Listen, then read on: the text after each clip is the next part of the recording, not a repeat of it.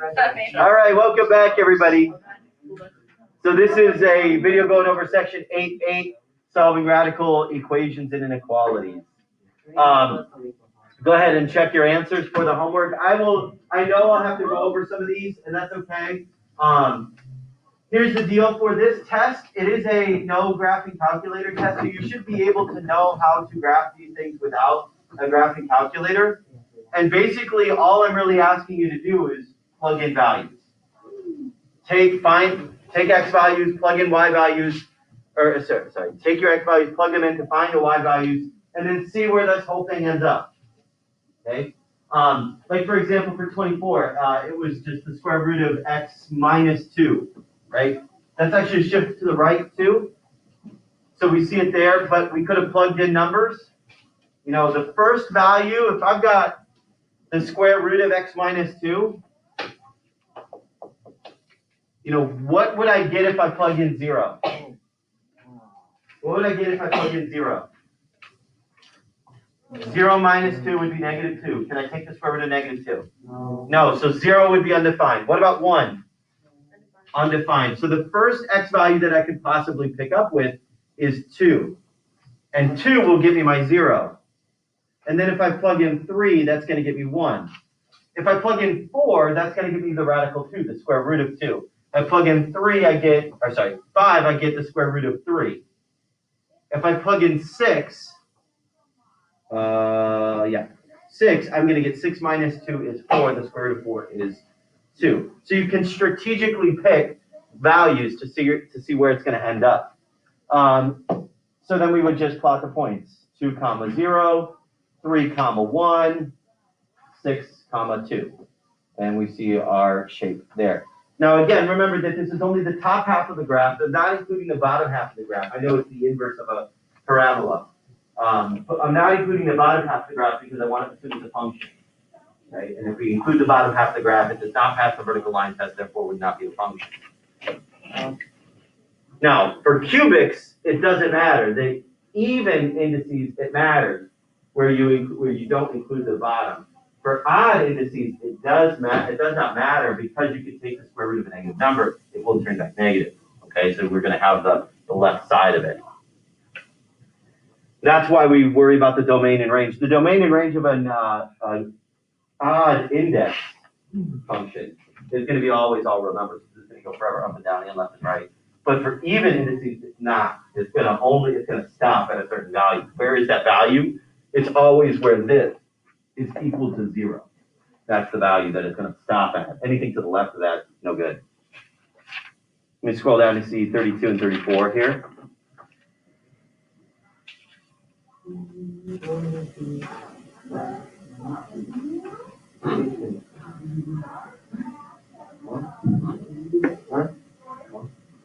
Right here today? No, I'm absent. I'm absent. Minded. Okay, That didn't really make sense. You're not really forgetful, are you? actually, I kind of am. Really? Yeah. Sometimes I just want to like. This is the second day in a row that I've forgotten my lunch. What? You know what that is? Karma for not coming to my lunch. You know that, right? That's absent-minded, right? Yeah. I know. I when I get the bags out, like to go to bring my daughters to my parents' house, I take their lunches and I put them in a bag, and I usually throw my lunch in that bag and I carry it into the car. And I keep forgetting to take my lunch out and put it like with my bag. That's not that big of a deal. You're a teacher. You can go to like Subway. I know, but I'm like, I already have my lunch made. Like, why didn't I just? Well, then you gotta save it for tomorrow. I guess so. But I go out to lunch on Friday. So I guess I'm going out 2 days in a row. There's 39, 40, 41, and then 44 and 46. Watch out for 44. Please do not shade to the left of my 0 points. You don't want to shade over here. You only want to shade above this piece here. Why is that the case? Because again, if you shade over here, you are implying it looks like this is an x plus 1, the square root of the square root of x minus 1. If you shade over here, you're implying that like -1, 2 would be a solution. But if you plugged in -1, you would get the square root of a negative number. even though it would be an inequality, it would still be the square root of a negative number, which would not compute. So therefore, anything to the left of 1, positive 1, would be undefined. You can't shade anything over there because there are no solutions over there because it's undefined. So you got to create this like imaginary boundary line. Okay. Oh, I don't like that. Remember, quiz for this stuff is on Monday. Tomorrow you'll be getting a review sheet. Tomorrow you'll be getting a review sheet. You'll be getting a review sheet that I'll be posting the key for right away. So as soon as I give it to you, I'll walk back and I'll post the key. And so you'll be able to start checking your answers right away. If you have any questions over the weekend, feel free to message me.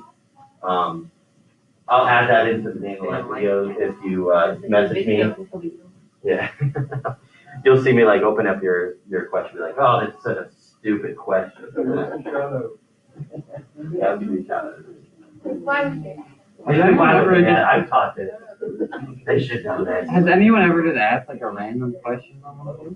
Like, When you started Hey, what's one podcast, plus one? Yeah, sure. like not even related to math? I don't know. I don't think so. Mr. You Lambert, could be when the you're first. starting a podcast, Just gonna. What would my podcast be on?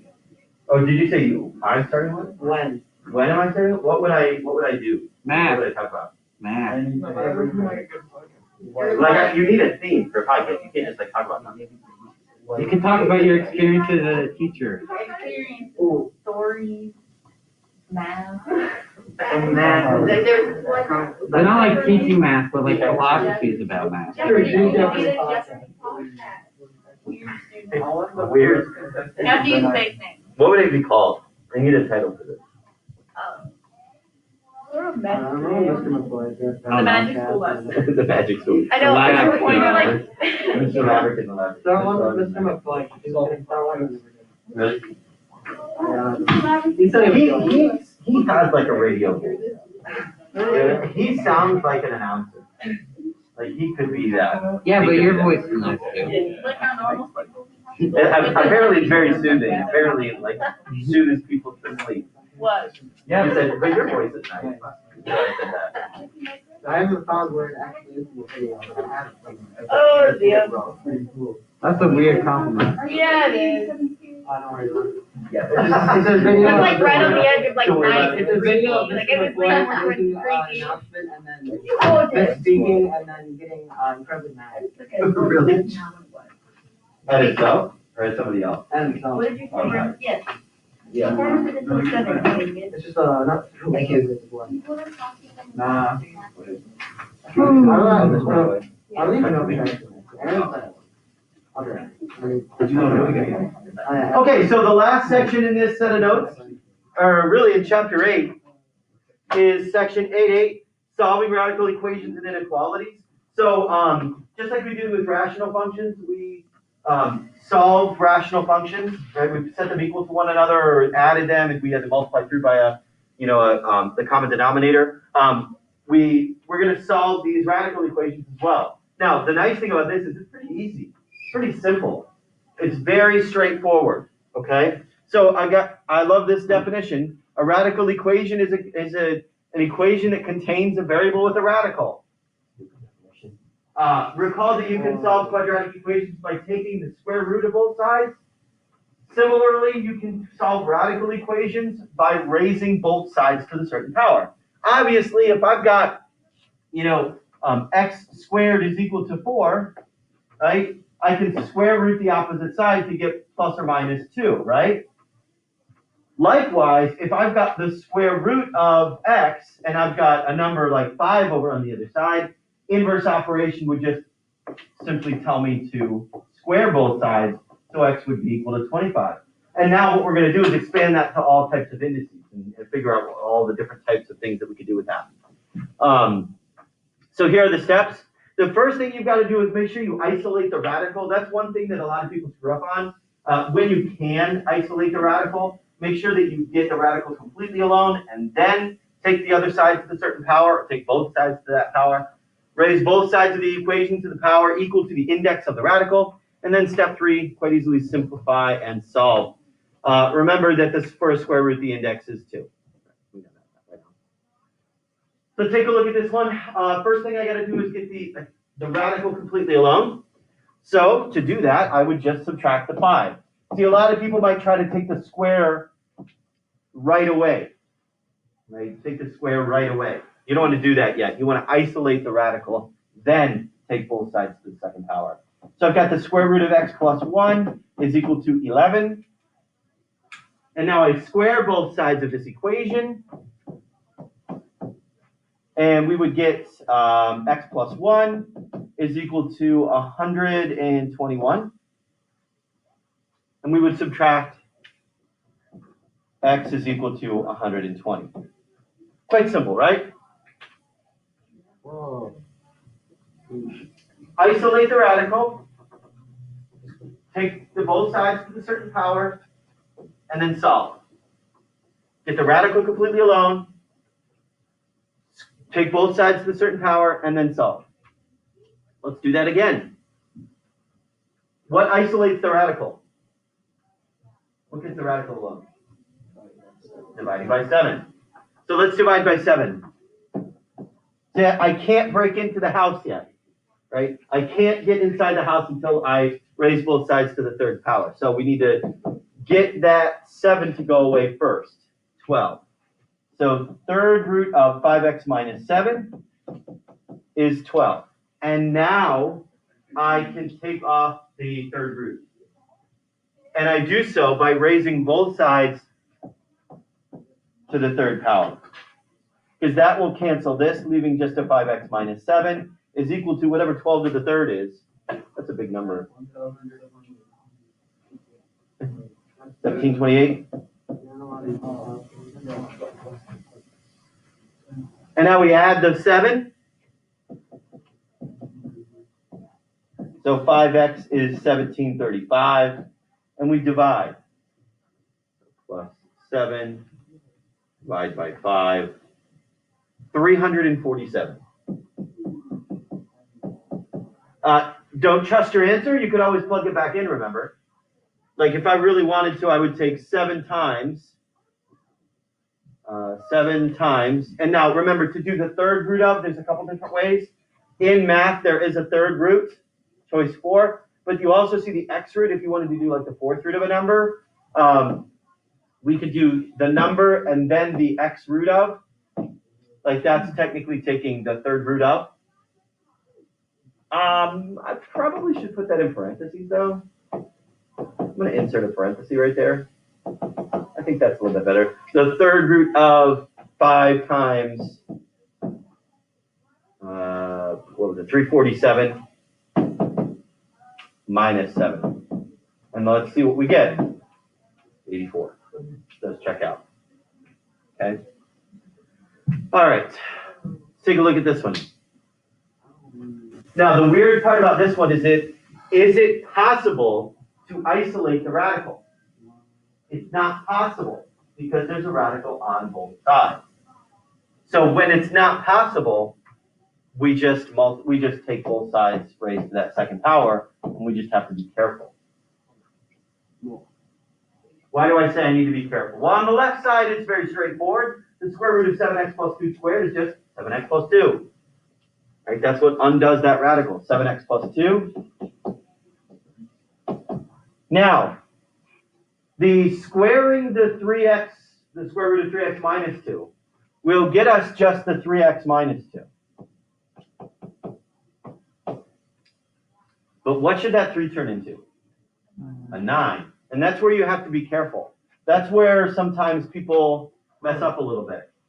You have to raise that thing. Whenever it's sitting outside of the radical, you must raise that thing to that power. Whether it's a squared or a cubed or whatever. You have to distribute because this is essentially just a product, right? And the rule for power of a product is you distribute that power to both parts. So I distribute the power to the 3 and to the square root of the 3x minus 2. It removes the square root of the 3x minus 2, and it takes that 3 and brings it to a 9. Make sure if you've got a full expression underneath that radical that it stays in parentheses because you've got to do this now. Right? You can't just take the 9 times the 3. So we got 7x plus 2 is equal to 27x minus 18. We subtract the 7x, so we get 2 is equal to 20x minus 18. I add the 18 to get the 20. And I divide by 20 to get 1. X equals 1. And it's always a good idea to go back in and plug it in to see if it came out to be a correct solution. Like, for example, if I plug in this, I get 7 times 1 is 7 plus 2 is 9. Square root of 9 is 3. So I'm sitting at a 3 on the left side. On the right side, 3 times 1 is 3. Minus 2 is 1. Square root of 1 is 1. Times 3 is 3. So I get a 3 on the left and the right side. I know this checks out. Make sense? Let's try another one here. Yeah, no calculator. We don't need. Well, no graphic. I'll just try, it's fine. Raising each side of an equation to an even power may introduce extraneous solution. Watch out for this. Extraneous. That's an interesting word. It's very extraneous. Exactly the word, you can't say that. What did you say? What does neus even mean? I don't know. Exactly. Probably something in Latin there. Is there a definition for this? Can I have the definition? Can I have it used in a sentence? What is the language of origin? I'm really sad because usually this time of year it's like the spelling bee. And I don't know, are they going to have the spelling bee?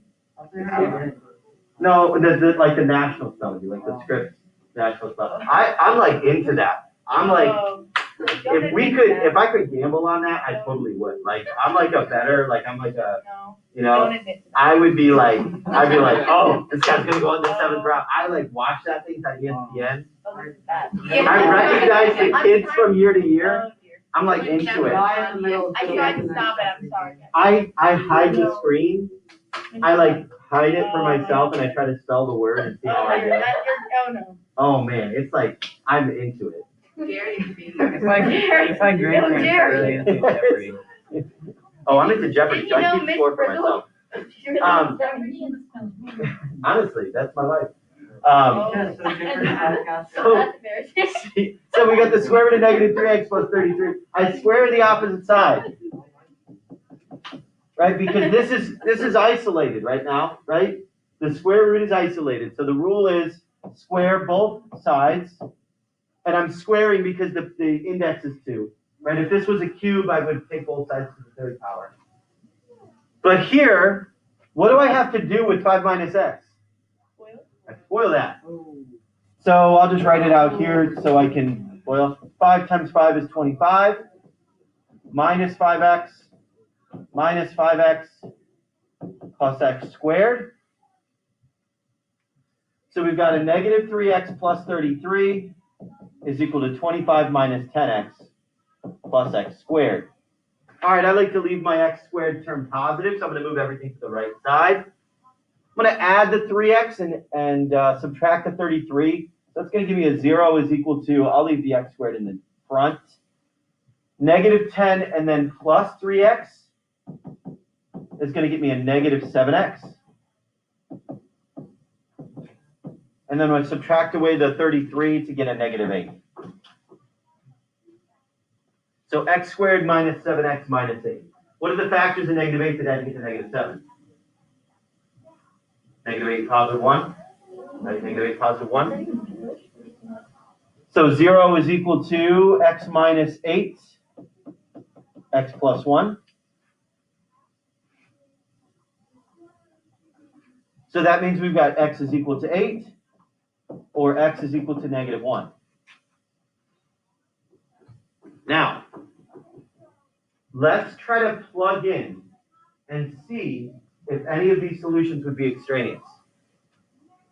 Let's go back to our original, and I'm going to take negative 3 times 8 plus 33. And I get a 9. I square root 9, and I would have gotten a 3. So plugging in x equals 8, I get a 3 is equal to 5 minus 8. What's 5 minus 8? Is 8 a solution? No. Let's check negative 1. We would have negative 3 times -1 plus 33. I get a 36. So that would be a 6, right? For x equals -1, I get a 6 on the left side. On the right side, I get 5 minus a -1. 5 plus 1, so 6. Does that check out? So x equals -1 is a solution. X equals 8 gets thrown out.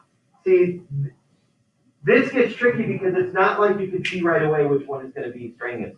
Like before we knew, okay, if it made the denominator 0, gone, right? This, you actually have to plug it in and run through the whole equation to see if it's an extraneous solution or not. Let's take a look at our next one. This little note here says, remember that you can multiply exponents. Why am I introducing a 1/2 power? Because isn't a 1/2 power just a radical, like a square root? Remember, any fractional power is a root. So this is a square root of 4x plus 8. Really, all that I need to do here, though, is just raise both sides to the second power. Why is that the case? Well, what's 1/2 times 2? 1. So therefore, it's going to get me to the 1 power, which is the goal here. I want to get that 1/2 to go away. So that's going to get me 4x plus 8 to the first power, or just 4x plus 8. And then 2x squared is going to be 4x squared. Remember, don't say just 2x squared, it's 4x squared. You got to take both the 2 and the x to the second power. All right. Do you guys want to complete the square? No. Come on, let's complete the square. All right. So we get 4x squared minus 4x minus 8 equals 0. I mean, this one I think does factor, but whatever. Let's divide through by 4. Don't. Don't tempt me. Don't do it. Minus 1x minus 2. Why do you like to see? It's easy. I like I don't even know how to do Don't it you have to anymore. freaking put it into the second formula? No, that's quadratic formula. Ah, what even? So this is factors of -2 that add to get to -1. Minus 2 plus 1. So we've got x equals 2 and x equals -1. Does this 4 matter in our zeros? No. Nope. So we got 2 and -1. Let's take a look. Take a look to see if these are both valid answers. For x equals 2, let's plug it in. On the left side, I get, 2 times 2 is 4. On the right side, I get 4 times 2 is 8. I can do this in my head. 4 times 2 is 8, plus 8 is 16. 16 to the 1/2 power, or the square root of 16, is 4. So, x equals 2 checks out. For -1, I get 2 times -1, or -2. Now, I plug in 4 times -1, I get -4. -4 plus 8 is +4. The square root of 4 is +2. So for x equals -1, this comes out to be an extraneous solution. So therefore, throw that one out. X equals 2 is my only solution. Extraneous solutions will end up being when I have like the negative and the positive. Yeah, that's where you're going to see them happen. Questions about that one? Okay, let's take a look at some inequalities. Again, a great definition here. Radical inequality is an inequality that contains a radical. You can solve radical inequalities by graphing or using algebra. We're going to stick to algebra, but I'm going to show you what it looks like on a graphing calculator. Reason being is, again, this quiz is no graphing calculator. So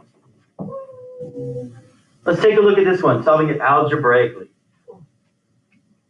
All right, so the rules still apply as the same as equations.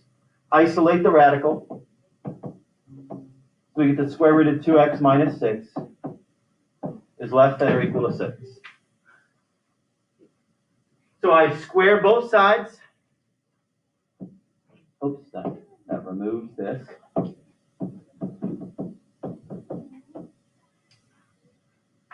I add the 6. Divide by 2.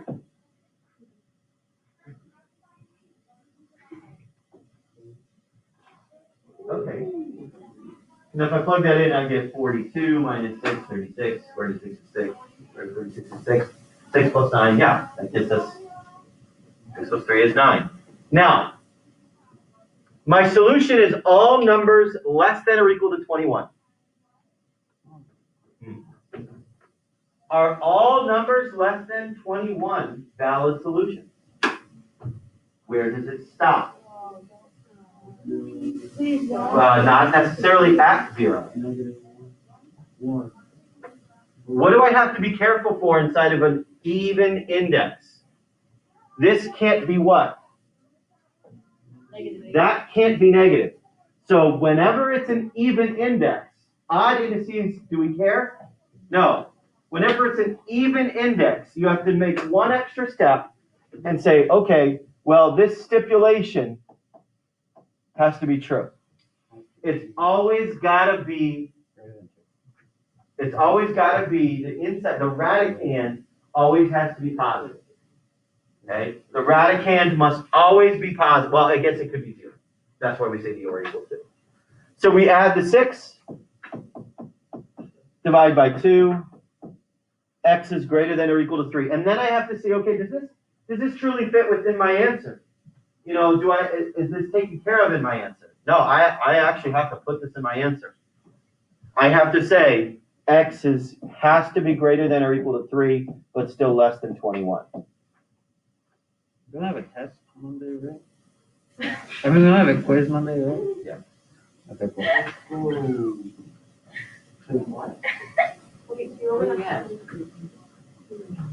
So and we only have to do this when this is an even index.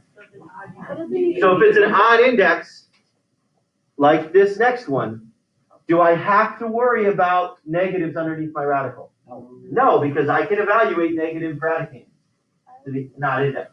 What's wrong? No, I just don't like it. Oh, okay. But you got it, you just don't like it. See, this one I don't even need to worry about. When you see an odd index, you're like, okay, good. I don't have to worry about any weird stipulations. Even indices, you got to think about where the radicand is negative and where it's positive. But for this, I don't need to. So I would just say the x plus 2, I've raised both sides to the third power. Well, what is 1 to the third? 1. Subtract.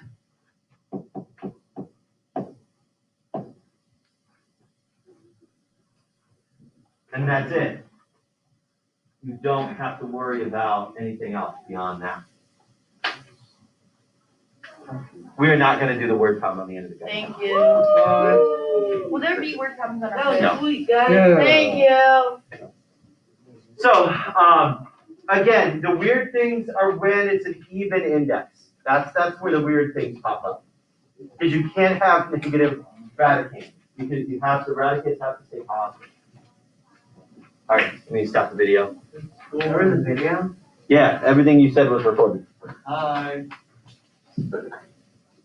Bye.